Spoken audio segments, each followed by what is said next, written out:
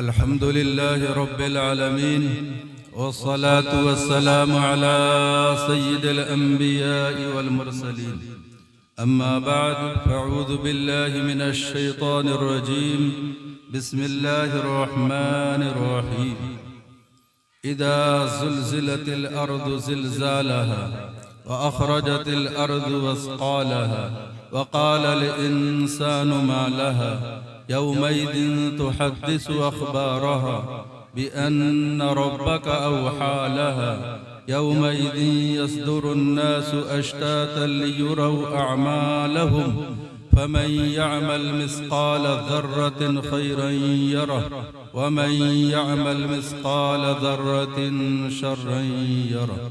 सदक़ल्लाहुल अज़ीम। जिस दौर पे नाज़ा थी दुनिया, जिस दौर पे नाज़ा थी दुनिया, हम अब वो ज़माना भूल गए। जिस दौर पे नाज़ा थी दुनिया, हम अब वो ज़माना भूल गए। गैरों की कहानी याद रही, हम अपना फसाना भूल गए। गैरों की कहानी याद रही, हम अपना फसाना भूल गए। मुँह देख लिया आईने में पर दाग न देखे सीने में। मुँह देख लिया आईने में पर दाग न देखे सीने में। जी ऐसा लगाया जीने में कि मरने को मुसलमान भूल गई। जी ऐसा लगाया जीने में कि मरने को मुसलमान भूल गई।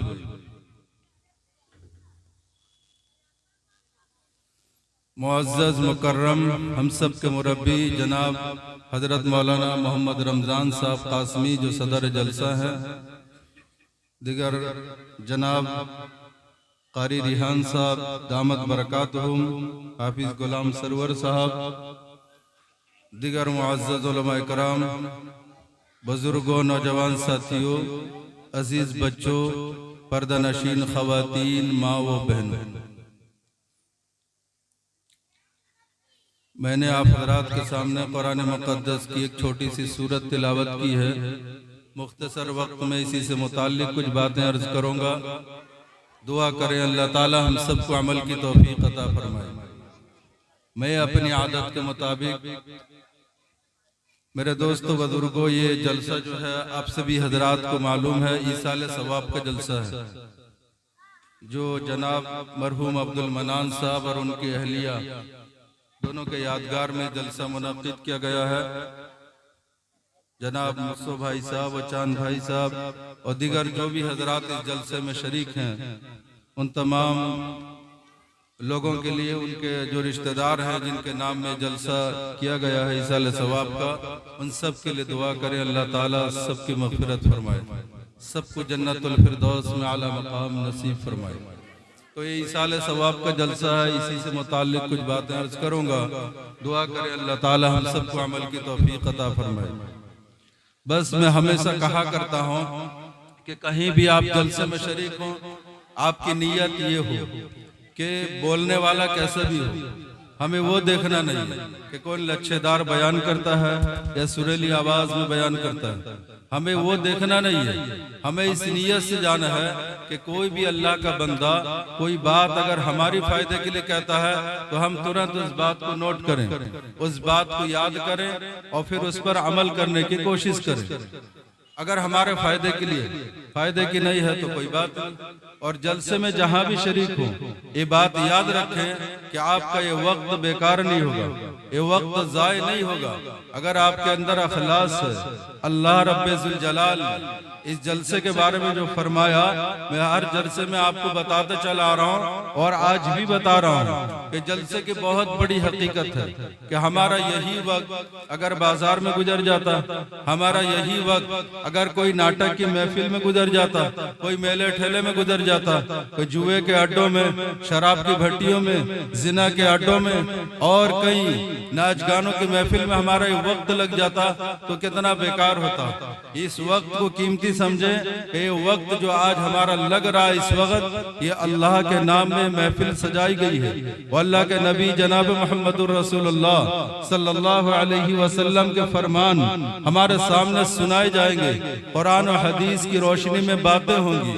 मेरे दीनी और ईमानी भाइयों, ये मजलिस बहुत कीमती मजलिस है, इसलिए कहीं अल्लाह के नाम की मजलिस है, अल्लाह के महबूब के नाम की है, कुरान और हदीस की बातें होंगी। ये वो मजलिस है जिसके बारे में अल्लाह रब्बे जुल जलाल का फरमान है कि अल्लाह तबारक व तआला अपने फरिश्तों से अर्ज करते हैं कि ये बंदा मेरी मोहब्बत में यहाँ हाजिर हुआ, ये बंदा मेरे खौफ से यहाँ पर हाजिर हुआ, तो इस बंदे का वक्त कीमती है, इतना कीमती है कि मेरे फरिश्तों गवाह रहो, इस वक्त को मैं जाया नहीं करूंगा।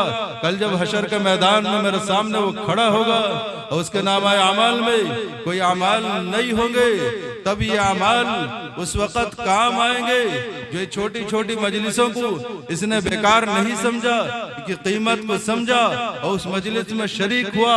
भले उसने कुछ न किया हो, मगर जो अल्लाह के बंदे आए, जो अल्लाह वाले आए, उन लोगों को देखा और उनके बयान को सुना, अगर अमल कर लिया तो और बात है, न भी अमल किया हो तब भी अल्लाह तबारक व तआला इस वक्त जो बैठने में जितना वक्त उसका गुजरा है इस मजलिस में, अल्लाह तबारक व तआला एक एक सेकंड, एक एक मिनट की कदर करते हैं और उसकी नेकियों को अल्लाह तबारक व तआला नामा अमाल में दर्ज करते हैं। कल हशर के मैदान में जब वो मुश्किल घड़ी में फंसेगा तो अल्लाह तबारक व तआला नेकियां उस वक्त लौटाएंगे और नेकियां उस वक्त काम आएंगी और इन नेकियों की बदौलत अल्लाह तबारक व तआला उसकी मग़फ़िरत फरमाएगा। ये मामूली मजलिस नहीं, बहुत कीमती मजलिस है मेरे दोस्त बुजुर्गों। तो ऐसी मजलिस में शिरकत किया करो, कुछ नहीं फायदा है तो इतना फायदा तो जरूर है, आप जितनी देर बैठोगे उतना देर फरिश्ते नामा अमाल में नेकियां लिखते चले जाए। इसलिए कोई गुनाह की मजलिस नहीं है, ये कोई नाटक की महफिल नहीं है, ये अल्लाह उसके रसूल के नाम की मजलिस है। आप जितना देर अपना वक्त यहाँ लगाओगे उतनी नेकियां आपके नामा अमाल में महफूज रहेंगी जो कल क़यामत में काम आएंगी। अब मैं अपने मौजू की तरफ लौटता हूँ। मेरे दीनी और ईमानी भाइयों, मैंने एक छोटी सी सूरत तिलावत की, इज़ा ज़ुलज़िलतिल अर्ज़ु ज़िलज़ालहा व अख़रजतिल अर्ज़ु अस्क़ालहा व क़ालल इंसानु मा लहा। मुख्तसर यूँ समझो कि अल्लाह रब्बे ज़ुल जलाल ने अपने कलाम पाक के इस छोटी सी सूरत के अंदर दुनिया और आखिरत की हकीकत को खोल खोल कर बयान कर दिया। जो इंसान समझदार है, जो इंसान अक्लमंद है, जिसके अंदर जरा सा भी समझ और बूझ है, वो इस सूरत से अगर इस सूरत को पढ़ ले और इसके माने और मतलब पर गौर करे तो उसकी दुनिया भी संवर जाएगी और आखिरत भी बन जाएगी। मेरे दीनी और ईमानी भाइयों सुनो, सूरत के अंदर अल्लाह रब्बे ज़ुल जलाल ने क्या फरमाया, इज़ा ज़ुलज़िलतिल अर्ज़ु ज़िलज़ालहा, जब जमीन को झंझोड़ दी जाएगी, जब जमीन को हिला दी जाएगी। इज़ा ज़ुलज़िलतिल अर्ज़ु ज़िलज़ालहा, ये जमीन को कब झंझोड़ी जाएगी, कब हिला दी जाएगी? आप जानते हो जब क़यामत आएगी, जब इसराफील अलैहिस्सलाम सूर फूकेंगे, वैसी भयानक आवाज होगी जिससे जमीन के अंदर लर्जा पैदा हो जाएगा, जमीन हरकत में आ जाएगी, पहाड़ अपनी जगह से हिल जाएंगे, टूट फूट कर रेजा हो जाएंगे, या आसमान धड़ाम से जमीन पर गिर पड़ेंगे, जमीन शक हो जाएगी।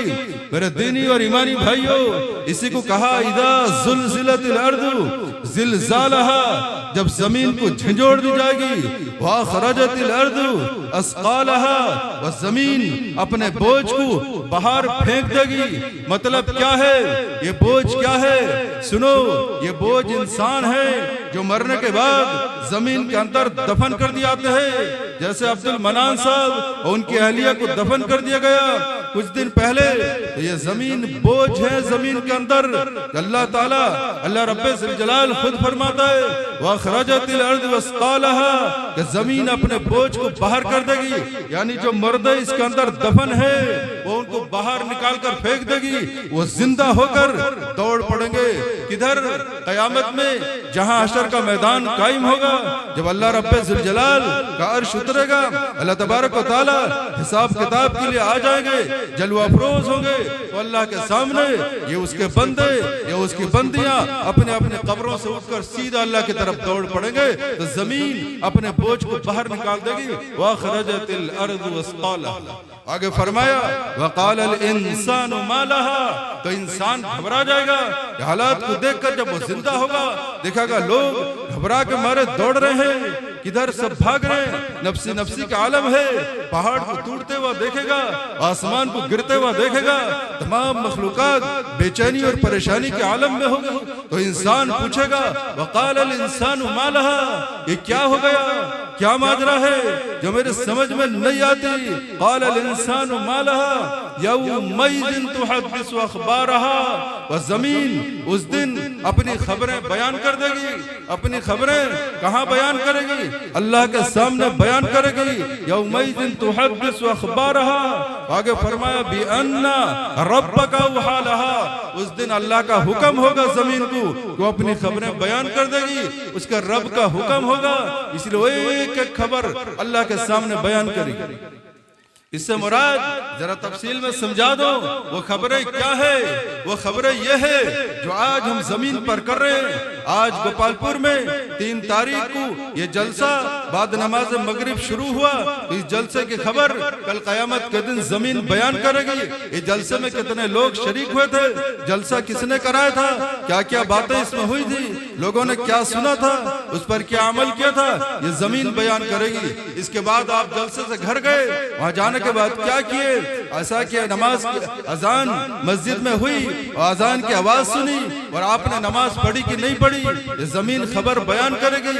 रात को बिस्तर में सोए, आप मोबाइल के अंदर क्या देखे? जो नंगीरी तस्वीरें आजकल हमारे जवान भाई, जवान बहने और बुजुर्गान दीन, जो ये सब उरियानियां जो मोबाइल के अंदर फोहश बातें जो सुन रहे हैं और देख रहे हैं, ये तमाम चीजें जमीन बयान करेगी अल्लाह के सामने कि अल्लाह का जिक्र करते थे या तुम क्या करते थे? शैतान का इबादत करते थे, अल्लाह की इबादत करते थे। सब चीज एक एक खबर जमीन बयान करेगी। यौमइज़िन तुहद्दिसु अख़बारहा बिअन्ना रब्बका औहा लहा, ये उसकी कैपेसिटी नहीं है, जमीन की ताकत नहीं है कि जमीन बोले या बात करे। अल्लाह तबारक व तआला का हुक्म होगा बिअन्ना रब्बका औहा लहा, अल्लाह हुक्म देंगे बोल, वो बोलना शुरू करेगी। अल्लाह तबारक व तआला उसको गोयाई अता करेंगे। वो कैसे? मैं कई बार मस्जिद के अंदर मिसाल के जरिए समझा चुका हूँ, कई जलसों में समझा चुका हूँ, वो आज भी बता देता हूँ। आज साइंस ने इतना डेवलप किया कि समझाना हमारे लिए आसान है, कोई मुश्किल बात नहीं है। जैसे ये कैमरामैन बैठा हुआ है, हमारी तस्वीर ले रहा है और आपको लाइव दिखा रहा है, जो यहाँ पर मौजूद नहीं है कि गोपालपुर में एक जलसा हो रहा है। लोग अमेरिका में बैठे हैं, लोग दिल्ली में मौजूद हैं, मुंबई में मौजूद हैं, कोलकाता में है, कहीं भी बैठकर जलसे का लाइव देख रहे हैं। तो इंसान के दिमाग जब इतने आगे चल गए कि एक नापाक कतरे से पैदा हुआ इंसान, उसने ऐसा कैमरा बनाया, उसने ऐसा मशीन बनाया, ऐसा आला इजाद किया कि जिसके जरिए आप गोपालपुर में बयान करो और आपका बयान अमेरिका में सुना जाए, सऊदी अरब में सुना जाए, जापान और कनाडा में सुना जाए, दिल्ली और मुंबई के अंदर आपको देखा जाए और सुना भी जाए। जब इंसान कर सकता है तो अल्लाह रब्बे जुल जलाल के लिए कौन सी मुश्किल बात है कि खबरें जमीन अल्लाह के सामने तस्वीर के साथ बयान कर दे। मेरे दीनी और ईमानी भाइयों, कोई मुश्किल बात नहीं है। ये सुनो, ये कैमरा तो दुनिया बनने के बाद आज लोग निकाल रहे हैं। दुनिया को अल्लाह तबारक व तआला ने जब आदम अलैहिस्सलाम को भेजा था, उस वक़्त से लेकर आज तक कमोबेश 12,000 साल गुजर गए और 12,000 साल के बाद ये कैमरा इजाद हुआ जो आपकी तस्वीर खींच रहा है, आपकी बातों को सुना रहा है, मीडिया के जरिए पहुंचाया जा रहा है। मगर अल्लाह रब्बे जुल जलाल की कुदरत देखो, अल्लाह ने जब आदम अलैहिस्सलाम को पैदा किया था, उसी वक़्त से अल्लाह तबारक व तआला ने अपना कैमरा बना दिया था। ये मशीन अल्लाह तबारक व तआला ने उसी वक़्त बनाया। ये मेमोरी, ये कैमरा, ये मशीन, ये आला अल्लाह ने 12,000 साल पहले जब आदम अलैहिस्सलाम को पैदा किया था, उस वक़्त से अल्लाह तबारक व तआला ने इसको पैदा फरमा दिया।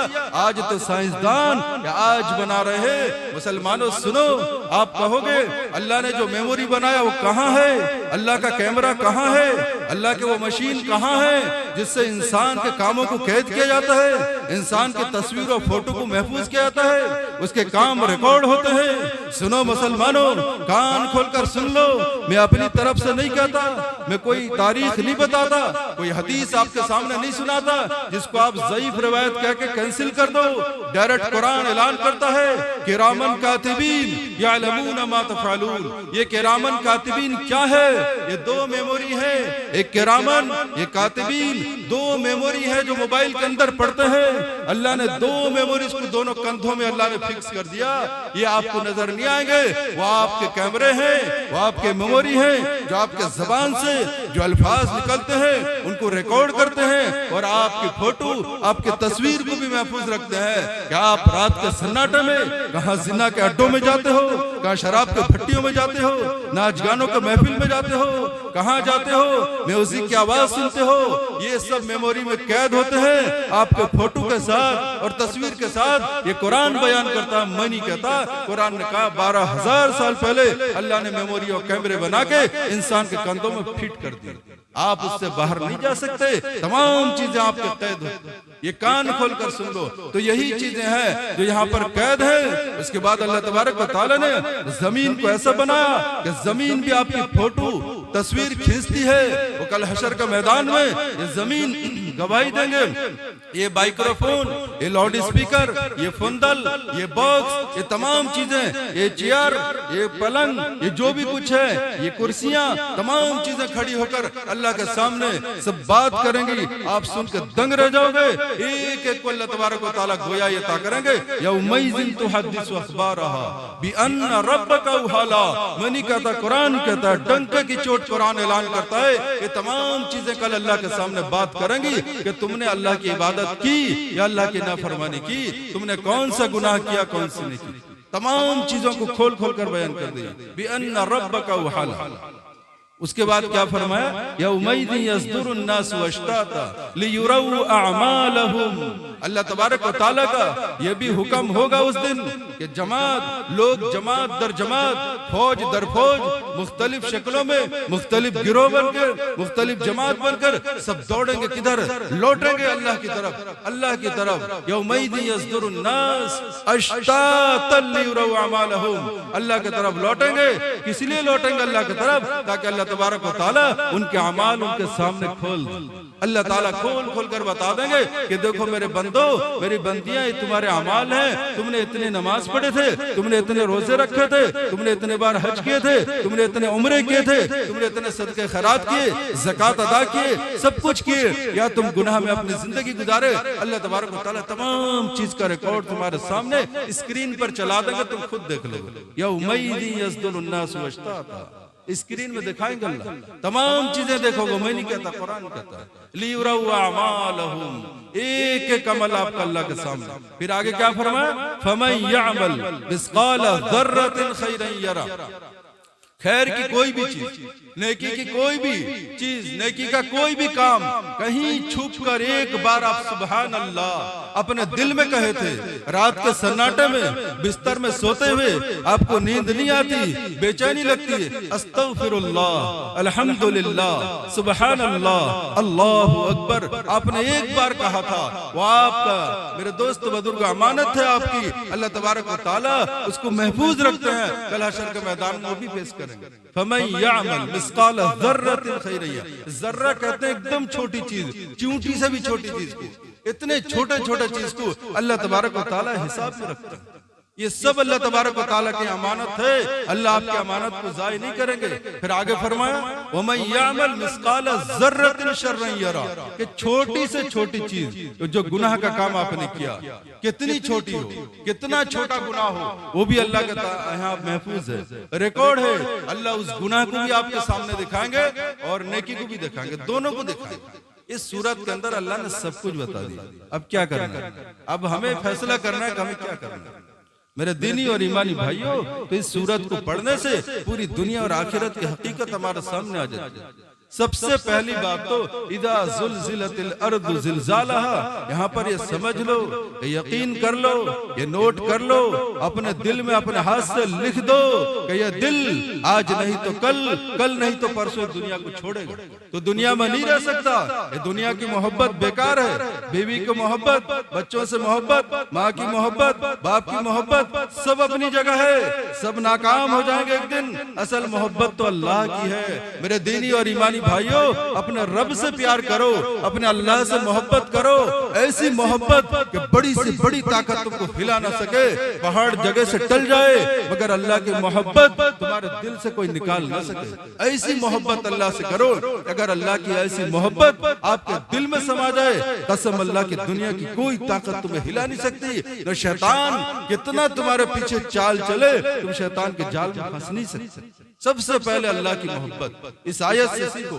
इदा ज़ुलज़िलतिल अर्दु ज़िलज़ालहा, जब कुरान कहता है कि जमीन को झंझोड़ दी जाएगी, जब आसमान को तोड़ दिया जाएगा, जब जमीन को फाड़ दी जाएगी, वइज़ल कुबूर बुसिरत, जब कब्रों को उखाड़ दी जाएगी, फिर लाश को बाहर निकाल जाएगा, अल्लाह तबारक व तआला एक को जिंदा करके अपने सामने खड़ा कर देंगे, तो फिर क्या होगा? उस वक्त क्या होगा?